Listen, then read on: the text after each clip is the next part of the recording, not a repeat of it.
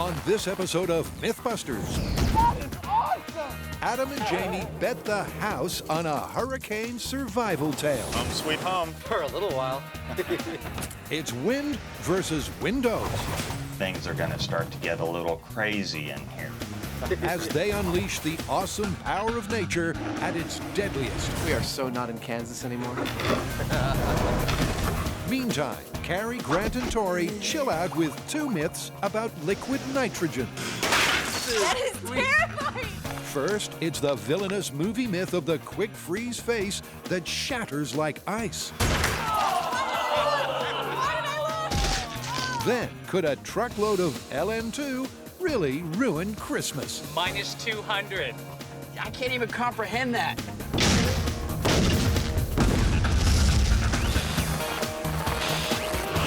Who are the Mythbusters? Adam Savage That's significant data. and Jamie Hyneman. Jamie wants a big boom. Between them, more than 30 years of special effects experience. Joining them, Tori Belleci, We're popping popcorn with lasers. Grant Imahara, and Carrie Byron. Look, Ma, no hands! They don't just tell the myths, Here comes chaos. they put them to the test.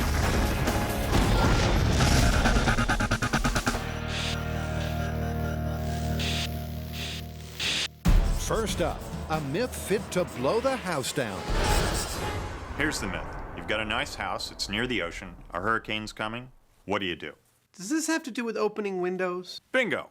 The theory is that if you leave the windows open, it'll allow the wind to pass cleanly through the house, creating less structural damage than if you closed the windows. Really? Hurricanes are one of the most powerful forces in nature, destroying thousands of homes each year. And where there's catastrophe, there's often controversy. Some say that to prevent your home being blown to bits, it's best to open all your windows. And some say to leave them closed. What are we gonna do? Well, before we even get to the hurricane part, I'm actually really interested in examining the structural pressures on a house, let's say, in scale. In a wind tunnel, we make a little house, windows open, close, try the different configurations and see what we get. Sounds like a good place to start. I thought so.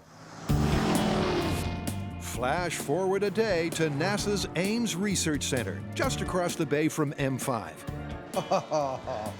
Senior research engineer Kurt Long has kindly offered his miniature wind tunnel for testing. There we go. Perfect. All right, just bolt it down and we're ready to go. But ready to go with what exactly? This may look pretty cool, but I assure you that yesterday this was nothing but a big sheet of steel with potential. And it didn't take long for that steel to fulfill its potential, transforming into a small-scale house. Like most simple homes, it's got 4 walls, a roof, and some windows. But this is an engineering marvel. All of the walls of the house have a hinge along the bottom, and that allows the wall to flex in and out. Now, because we've attached a cylinder inside that's filled with a blue fluid, when the wall moves in or out, it pushes that cylinder up or down, which moves this blue fluid in the hose up or down. Now, because the cylinder is actually quite large and this hose is quite small, we get a lot of movement on the hose that we can see clearly with relatively little movement on the wall. Each wall and the roof is color-coded, so the blue water runs up a clear tube to match a corresponding color on the big board. That way, they can see exactly which wall is feeling the force of the wind with windows open or closed. This steel box right here is our test platform for monitoring pressures on a house when the windows are open or closed in a windstorm. It's got 4 windows, 1 on each side, and we can open them by removing any which ones we want. Time to test the relative pressures from several hurricane window scenarios. And we'll kick it off with a total lockdown. Now, this test is with all windows closed, and this will be our baseline for all the other testing. Kurt starts the suction, raising the wind speed in an instant to 60 feet per second. The tail of the turbulence couldn't be more clear. Maybe, there you go. With all windows closed, the front wall bore the brunt of the blast. The roof began to lift, and the blue water went wild. Roof is lifting just a little bit. That's exactly what we'd expect. I think we're good. We can bring it down. That's perfect. Let's cut it. So they stopped the mini hurricane, resetting the tiny house with all windows open. So the myth is that leaving your windows open in a hurricane will result in less structural damage to your house. If this myth is true, when we run this test with all the windows of our test house out, we should see a lot less movement of all the sides. Once again, Kurt cranks the breeze up to 60 feet per second. And the movement, as predicted, is minimal.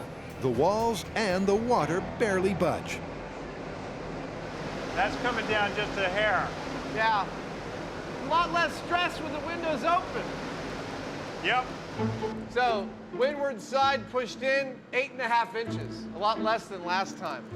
The roof pushed up just a tiny bit. Everything was less.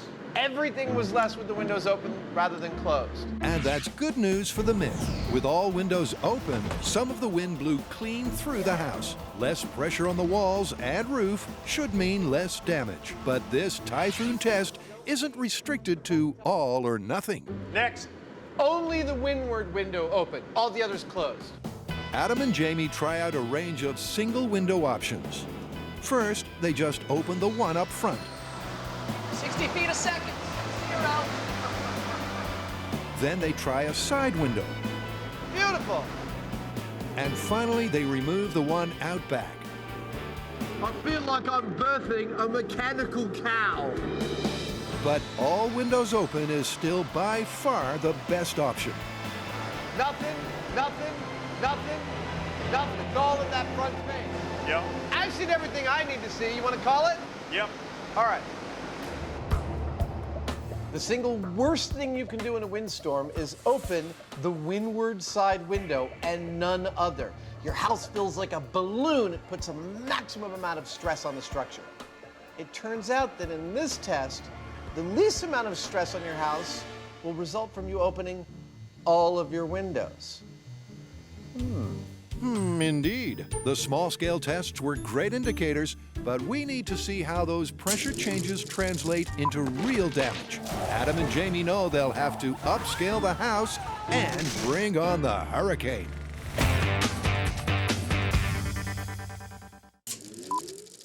At minus 320 degrees Fahrenheit, liquid nitrogen turns the soft and supple, like flowers or ripe fruit, into something brittle enough to shatter. Anything that potent attracts its fair share of folklore, and we're testing 2 of the fables. Let's talk about shattering frozen heads. Now, this scene's a little graphic, so I doubt they're gonna show it. Okay, well, how about I describe it instead? During the movie Jason 10, Jason takes a girl's head, dunks it in liquid nitrogen for 5 seconds, and then smashes it against a counter so it shatters into a million pieces just like ice. The original scene is too grim to show, so here's a cartoon compromise. There's no doubt this would ruin your day, but could a 5-second dunk freeze a warm face so fast it explodes on impact? Well, it sounds like our testing's gonna come down to 2 things. First, does organic material with high water content shatter like ice when frozen? And second, does it only take 5 seconds to freeze it, or is it even longer? Well, I doubt anybody is gonna volunteer for this experiment, so we're gonna have to make our own heads. So why don't we get some real human skulls? We'll make some ballistic gel heads, so that way it's very similar to the water content of a human being. Carrie sources the skulls from the bone room. She knows they all have to be small enough to fit inside a mold of her head. I think I'll take these 3 skulls right here. Okay. So here's the plan for these crash test heads. They'll need the first for an unfrozen control test, and the second for that crucial 5-second dip in liquid nitrogen. The third is a just-in-case backup.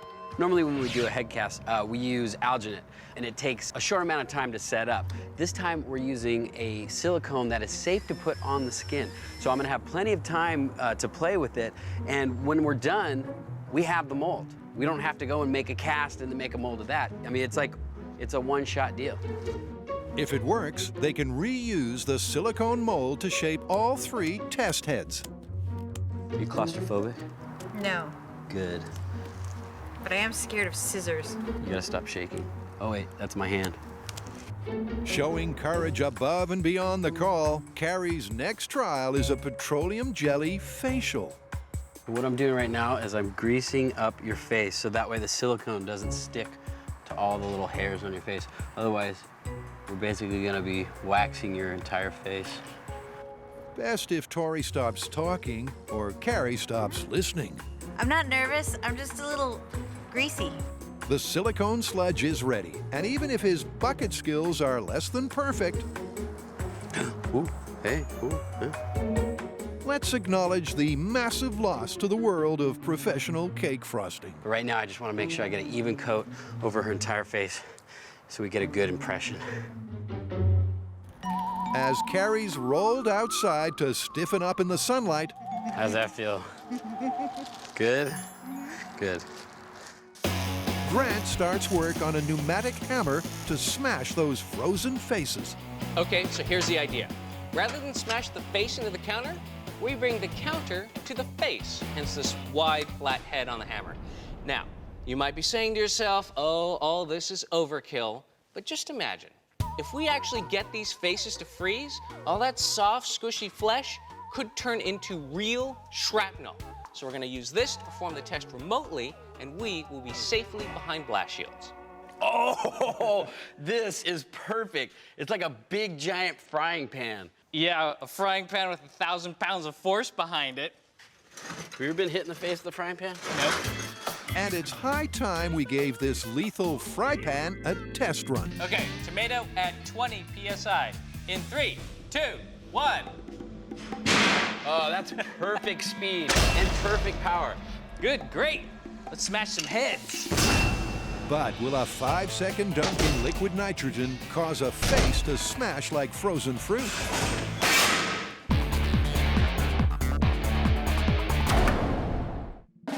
Carrie, Tori, and Grant are almost ready to test a morbid movie stunt. Can liquid nitrogen really be used to rapidly freeze human flesh so it shatters like ice? Grant's built the smasher, while the others work on a lifelike mold for the various test heads. Carrie's been wrapped, plugged, frosted, and baked. And now she's done. It's good she's laughing. But not for long. And usually, when I've gotten a face casting, you can kind of blow air into the casting, and it goes poof, and then you can pull it off really easily. So I blew into the casting, went poof, and my lips stuck to it. Despite Tori's due diligence, some of the silicone is sticking to Carrie's face, pulling on her skin and eyebrows. It's like a Band-Aid. You just gotta rip it off. I'm just kidding. I'm kidding. I'm not gonna do that. Where less cool heads might panic, Carrie holds it together. She knows that if the mask is damaged, they'll have to start over. Ready? Here we go. This hurts. Finally, freedom. But just as they feared, it comes at a price. We got some eyelashes. But look at how cool this is. That is terrifying. We have a silicone mold of your head. Yay! Was it worth it? I think I might have to ice my face. And that simple wish gives rise to a brilliant idea. The plan as it stands needs 3 test heads, 1 unfrozen control, 1 dunked for 5 seconds, just like the movie, and a spare. But why not smash another head made only from ice? This should set the ultimate shatter standard. You know, all the years of special effects and mold making, this is probably my first ice sculpture. Making an ice head is as simple as filling the mold with water and sticking it in the freezer. All right, so once that freezes, we'll have a Carrie ice head to smash. Now for the challenge of building 3 more lifelike Carrie heads, starting with brains made from dental alginate. More brains. So the consistency we're making right now with water to alginate is 78% water, which is the same consistency as the human brain. The brains need time to set, so fast forward a few hours to the point where Tori pours the faces by filling the gap between the skull and mask with ballistics gel. This too needs time to set, but we don't have to wait around. Soon enough, they've got 3 heads fit to fracture and a solid ice control head to kick things off. All right, so Carrie's frozen head debut, the first experiment. This is the moment of truth. We've got Carrie's ice head in place, and in the movie, when the monster takes the head that was frozen in liquid nitrogen and smashes it on the counter, it looks just like shattering ice. Grant pumps the pressure on the smackdown hammer to 20 psi. Okay. Safety's out. Good to go. And lets it rip with the control. In 3, 2, 1. That looked like it hurt. Nice. It sure did. So this is the best they can hope for. So that is what a frozen solid head should look like when it gets smashed. Now we know. I don't even recognize her anymore. All right, should we move on to the ballistic gel head? Cool. No offense to Carrie, but this is where things could turn ugly. This alternate control test is a head warmed up to normal body temperature. Look how creepy this looks. Now, we need to smash it to see what it looks like unfrozen. Once we have that data, we'll be able to compare it to the heads frozen with the liquid nitrogen. Right on the chin. It's gonna hurt. Oh yeah, a lot. Okay, safety's out. Good to go. This is Exploding Head Control Test 2, unfrozen ballistic gel head with the human skull. Yeah. Here we go. 3, 2, 1.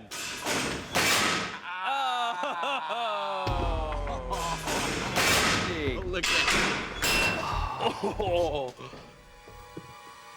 Oh, she looks hammered.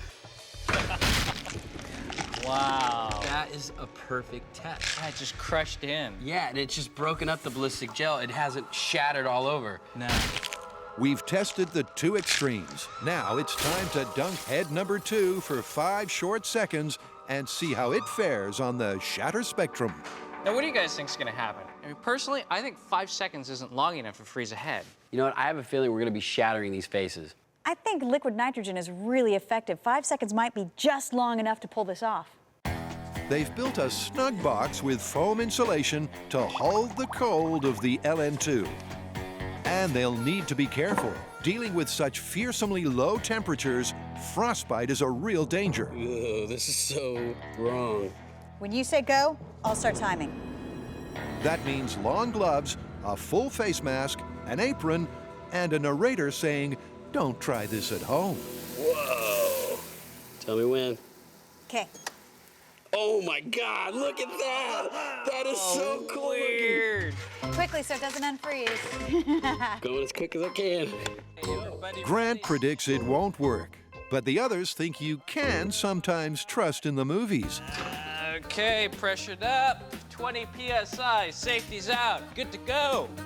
Okay, this is liquid nitrogen exploding head. Ballistics gel done for 5 seconds in 3, 2, 1. Wow, it cracked. Grant was right. A 5-second freeze was too brief to turn those soft cheeks to shrapnel. Definitely did not shatter like ice. But on the other hand, it didn't quite smush like the room temperature head. It was somewhere in between. So the freezing definitely had an impact on the impact. Well, maybe to replicate the results they had in the movie, we're gonna need to freeze it completely through, leave it in a lot longer. Yeah, because in the movie, when her face gets hit, I mean, it just shatters. So the 5-second freeze was misleading, but a 5-minute dunk might make all the difference. This is why it's so important, people, to always have a spare head. Whoa, that's impressive. This myth, at least in principle, is still up for grabs. Okay, that's 2 minutes. That's it? It's only been 2 minutes? 5 minutes is gonna be forever. So let's cut straight to the big chill. Whoa! That is the coolest looking thing. That is frozen solid. Tori places the head. I gotta tell you, that looks exactly like the movie now. That is cool. All right, let's go. And Grant supplies the smack. Count it down. All right, here we go. In 3, 2, 1. Oh! That looked more like the movie. That looked just like the movie. That was a lot better. Look, it's still frozen. It shattered. That's cool. That is disgusting. After a much longer soak, they've at least matched the movie. But they're not ready yet to call this one busted. We got the face to shatter, just like in the movie. However, we can't bust or confirm this myth yet, because let's face it, that was a ballistics gel head, not a real head. I mean, there's no muscle, there's no skin holding the face together. We need a more accurate human analog. And that's not going to be pretty, because Tori's thinking pig heads, which will be the ultimate test. But it's not for the squeamish. It's even got eyelashes.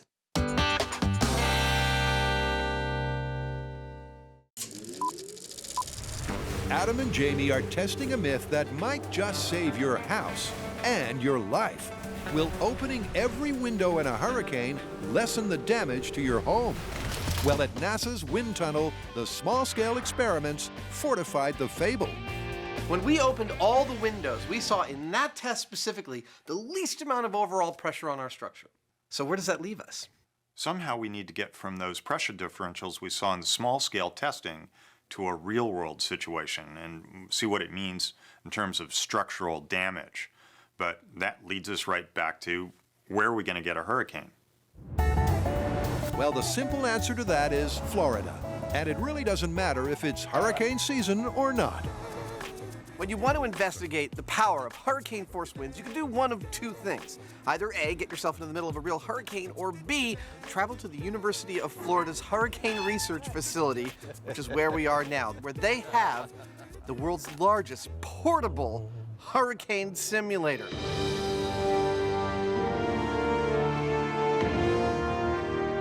For obvious reasons, this 3,000 horsepower hairdryer is nicknamed Medusa, after the mythical Greek chick with snakes on her head. But this modern monster is way more perilous, pumping out 1 million cubic feet of air a minute. What exactly do you do with it? The hurricane simulator is an experimental means to create severe wind and wind-driven rain, so we can test buildings, utilities, and even the landscaping around your home. Well, what's on the menu for us today? We're going to dial up a Category 2 storm with wind speeds in excess of 100 miles per hour.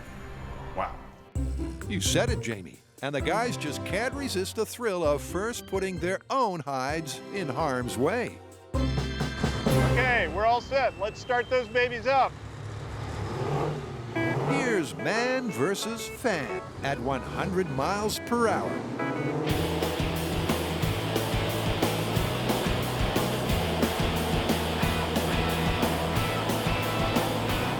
Have you ever wondered what it would really be like to be in hurricane-force winds?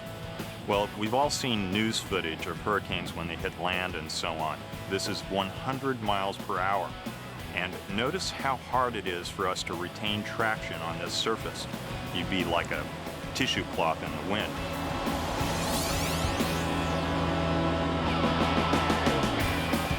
Oh, that is awesome! I was okay, but my suit's starting to come apart. Before Jamie gets nude for the cause, let's pre-test with a target that's much closer to scale. 7 years of shooting this show and they finally got us a trailer. Yep. Well, let's put it to good use. The Saffir-Simpson scale predicts major damage to mobile homes in a Category 2 hurricane. Let's start it up. Medusa barely gets time to warm up before this caravan turns into trailer trash.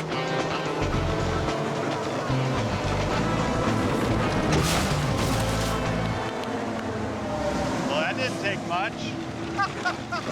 I don't even think those things got up to half speed. Well, why don't we survey the damage? What do you say? Well, there's your problem. Somewhere in here is one of our cameras. The Medusa picked up this trailer and just tossed it like it was nothing. I think we're in the right place to do some large-scale testing. Well, clearly, this pipe organ from hell is more than able to produce the hurricane-force winds that we were looking for. Now, I think it's time that we build a house and put some of these open-closed window myths to a full-size test.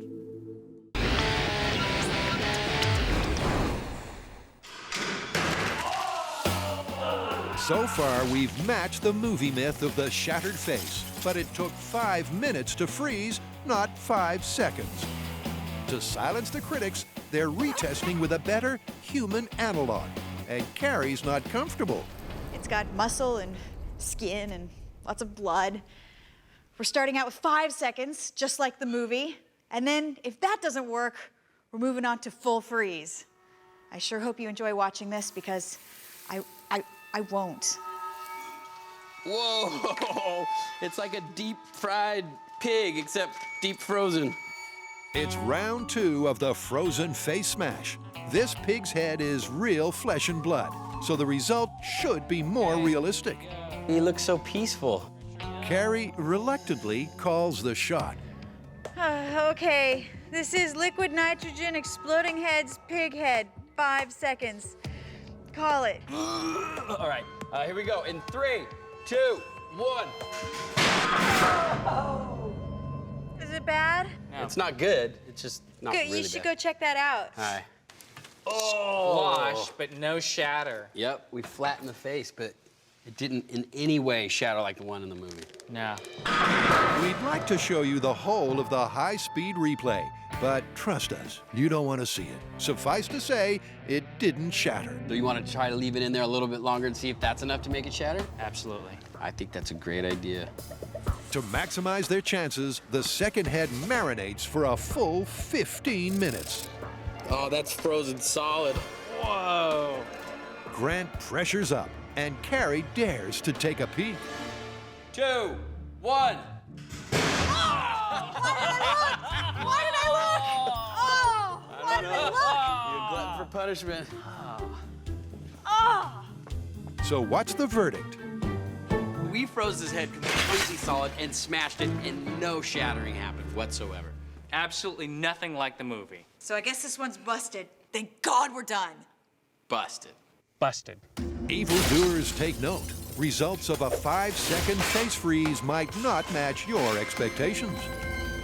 All right, no, we still have a whole canister full of liquid nitrogen. What else can we do? Let's find out.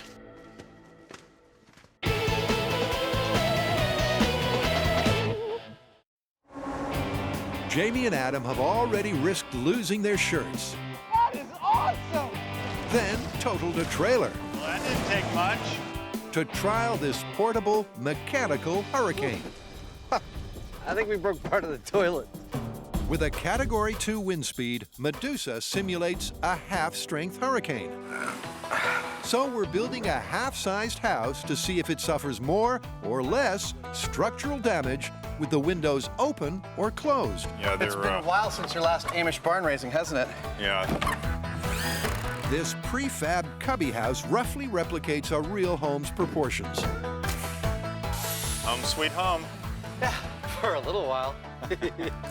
A half-sized shack gets a quick paint job. Then Adam rides the rooftop. I got something stuck in the crack of my butt. Can you see it?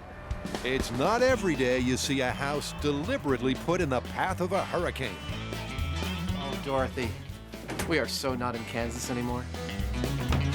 To assess the potential damage, they'll need to turn this house into a home. There we go. Simple furniture and a surrogate victim should be good storm fodder. Even more essential is a whole bank of expertly installed gauges measuring the air pressure inside and out. Well, here's the deal. In a few minutes, a Category 2 storm is going to hit. The house is going to start to shake. Things are going to start to get a little crazy in here. The Mad Hatter briefs Alice as the Dormouse puts it all in perspective. Why is the house this big, you wonder? Why did we choose this scale? Well, this scale is dictated by The size of the machine behind me. See, this thing is pretty much the largest of its kind, and it produces a hurricane with the footprint of the cowl you see behind me. So in order to get accurate hurricane force winds all the way around our model, we built it exactly this large. Any questions? No, but it's high time we explain just how a hurricane can wreck your home. Strong winds over the roof can cause uplift, while, depending on the building, horizontal pressures can cause racking or sliding. And if the house can't rack or slide, it might just overturn. Adam and Jamie are now ready to find out if those pressure differentials they saw in small scale translate to real structural damage in large scale. They'll start with all windows open, which should subject the house to the least amount of pressure. All right, windows open? Windows open. Let's do it! Medusa kicks into life and soon starts blowing with a vengeance. The grass starts to flutter, the stick-on shingles are ripped from the roof, and the drapes are almost blown away as the wind speed approaches, then passes 100 miles per hour.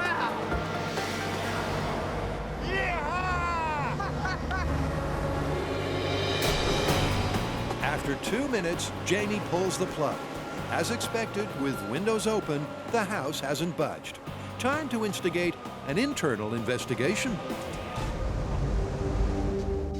After you, sir. Oh, well, thank you. Hey, it's not as bad as I thought. She's still sitting in her chair. Yeah, one of the plants fell down, one of the candlesticks fell over, but pretty much it's not so bad in here. Still looks like a tea party to me. But if the small-scale results run true, the next test will be no tea party. They've repaired the roof and closed the windows. All right, you ready?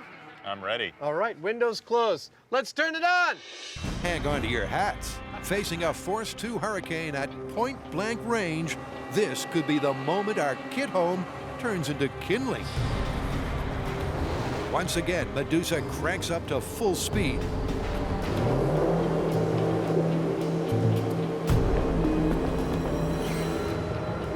Adam helps out with a huff and a puff. But against all predictions, the house fails to blow down. Totally baffled, the boys turn to the data from the pressure gauges. On our exterior walls, we're almost seeing no difference between the pressure loads acting on the structure between the two tests. What about the interior? We're seeing a slight difference, but I think one could probably say that's within the noise. So it's negligible. It was negligible. In fact, really there is no positive benefit to keeping your windows open during a hurricane. So why the disparity between small scale and large? Adam ponders, and then the penny drops. Size does matter, and it's all relative. Confused? Here's the thing. In our scale tests, we grossly oversized the window's proportion to the size of the house in order to exaggerate any effects that we might get so that we could clearly see them. But with this test, with a much more real-world proportion between windows to the actual area of the house facing the wind, all those effects seem to disappear. Seems like real-sized windows, open or closed, just aren't big enough to make any difference to the damage. Technically, that's myth busted. But in the real world, gale force winds might be the least of your problems. You know what I'm thinking is, wind is only one of the factors that's going to affect the structural integrity of your house. I mean, there's also rain and there's also flying debris. We need to up the ante. And rest assured, they will. Now for the second chilling myth of liquid nitrogen. All right, exploding frozen tree. Let's talk about that one. Okay, well, the story goes that there was a leak in a liquid nitrogen processing plant. One of the pipes burst, and liquid nitrogen started to flood down into the office. Now it was the holidays, so there was a Christmas tree and a bunch of decorations, but most importantly, the liquid nitrogen leaked onto the Christmas tree. And bang! It explodes into splinters. Right, now, in theory this could work. I mean, maybe the water inside of the tree froze and expanded and caused the tree to fail catastrophically. Just like us mammals, most of the mass of a tree is water. When water turns to ice, it expands. And if the freezing is almost instantaneous, well, it doesn't take a tree surgeon to see how that might just ruin Christmas for everyone. So where should we start? Well, let's start by finding out how much water a tree contains. We can do a classic biology dry weight experiment. All right, once we've determined that, let's get two identical trees. We'll take them out to the bomb range. We'll blow one up as a control, and the other one we'll pour tons of liquid nitrogen over and see what happens. Sounds like fun, let's do it. Our wood chipper's here. Step 1 is to see just how much H2O lurks inside a standard Christmas tree. And this will not be pretty. I'm gonna shake the dirt off this, throw this thing into a wood chipper, and we're gonna take all those wood chips, throw them in pans, measure their weight. After that, we're gonna stick them in a low heat kiln, slowly dry them out, evaporate all the moisture out of them, and then measure them again. So instead of trimming the tree, they'll tear it to shreds. But every last leaf and twig must be preserved for science. So what we want to do is capture every little bit of the tree that comes out of the wood chipper. You sure are chipper today. And just in case some shards of shrubbery miss the trash can, there's a safety net. I think we'll be able to catch everything with this. It's just crazy enough to work. Back inside, it's time to feed this innocent conifer to the wood chipper. Every shred went straight in the bucket. Not the result you'd expect from these two let loose with a wood chipper, but better luck next time. Awesome. I have to say, this is definitely one of the better smelling experiments we've ever had in the shop. So much better than rotting meat. Oh, wait till you smell it when it comes out of the oven. I know.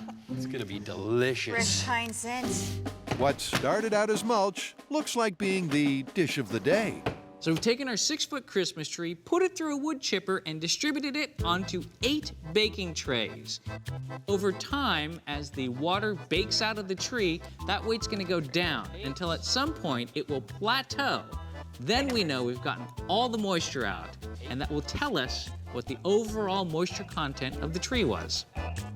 They'll check the diminishing mass each and every hour, but that could take days.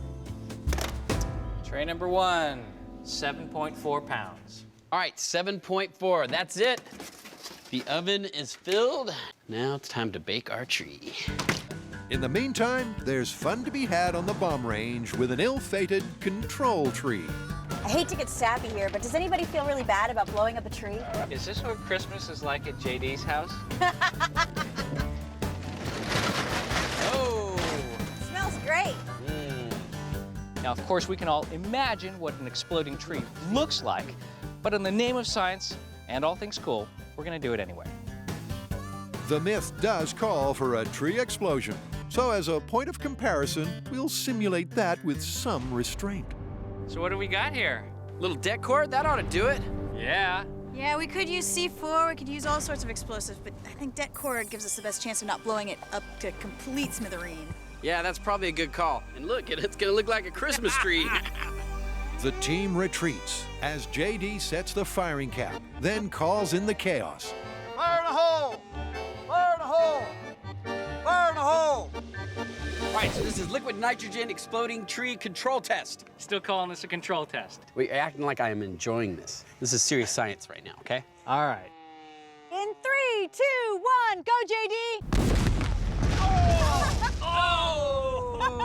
It looks like we just gave it a haircut. And then some. This is the kind of defoliation they hope to get from a big fat blast of LN2. Dang, look at that tree all over the place. That's great. That's pretty much what I expected to see. JD blued it up real good. Now, if liquid nitrogen can do this, I'll be impressed. All right, next test, liquid nitrogen. All right. Many trees were planted to replace those we blew up. But right now, it's all about freezing one more tree to the point it might blow its bark.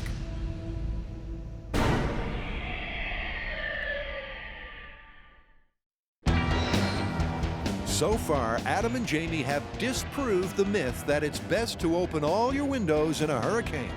That's exactly what we'd expect. The large-scale house suffered no structural damage with windows open or closed. They were just too small to make a difference. But real storm damage might owe more to rain than it does to wind. Time to bring water into the picture, and the guys are currently installing the Rainmaker, 71 spouts that will pour 40 inches per hour of rain on our house in a hurricane. It's not quite biblical, but it sure is torrential. They'll need to replicate a long-term torrent in a few short minutes. So Jamie adds a fire hose to the sideways downpour. That means we're going to dump a buttload of water onto this house all at once, and it should be pretty much equivalent to several days of hurricane. right now with the rain, I feel like if anything's going to cause some real structural damage, it's going to be the 1-2 punch of wind and rain. And punch number 3 is the flying debris. Adam supplies friendly fire via the lawn furniture. The windows get smashed early on, as they would in a real hurricane. It's a short storm, but they've literally thrown everything into it. What, do you think we replicated an overnight hurricane in about 10 minutes? Odds are they did. So how did the Tea Party weather the deluge?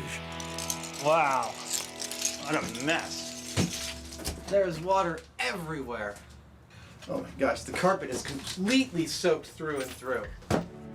Glass everywhere. This place is messed up. So what does this mean for the myth? Open or closed, the windows made no real difference in a Force 2 hurricane. The thing you need to worry about is water damage, and having your windows closed is no guarantee. The best thing to do in a hurricane is to board up all your windows. The house itself won't be at greater risk, and you might save yourself a whole lot of heartache. Imagine everything you own soaked to the bone. The floors of your house, all of your clothes, all of your electronics, all of your paperwork. And then imagine that it might take you days or even weeks to be allowed back into your house to start to salvage that stuff, as it slowly rots and molds and becomes completely unusable. Then tell me if you still think water damage is minor. Well, with windows open or windows closed, where do we stand on this myth? Well, in a Category 2 hurricane in a house built to code, no difference. So then it's myth busted. No help from opening your windows. In fact, opening your windows opens you up to a whole new world of pain. You got your water damage, debris, and even looters. Well, if it was up to me, I'd be boarding those windows up and getting the heck out of there. Yeah, me too.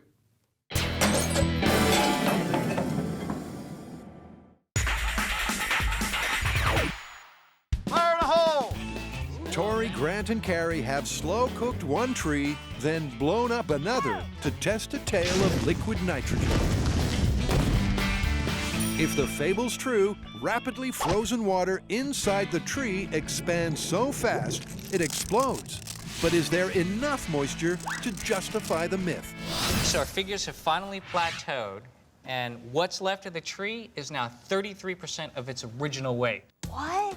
Wow, that is a lot of water. Tree's 2/3 water. So there might actually be something to this myth. All right, well, let's get some fresh trees, go out to the Alameda bomb range, pour some liquid nitrogen over them, see what happens. All right. Awesome. So it's back to the bomb range with a brand new tree and a truckload of LN2. Anybody who's taken a high school chemistry class knows just how effective liquid nitrogen can be to freeze something.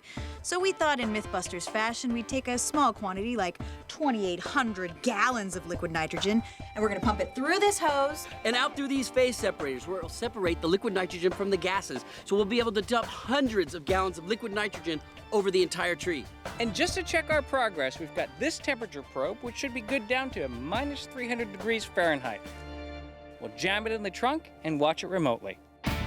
So while Fred prepares to dump a load, our guys try to predict the future. Do I think we're gonna get an explosion? I have my doubts. I do think we might see some cracking, some splitting of the tree.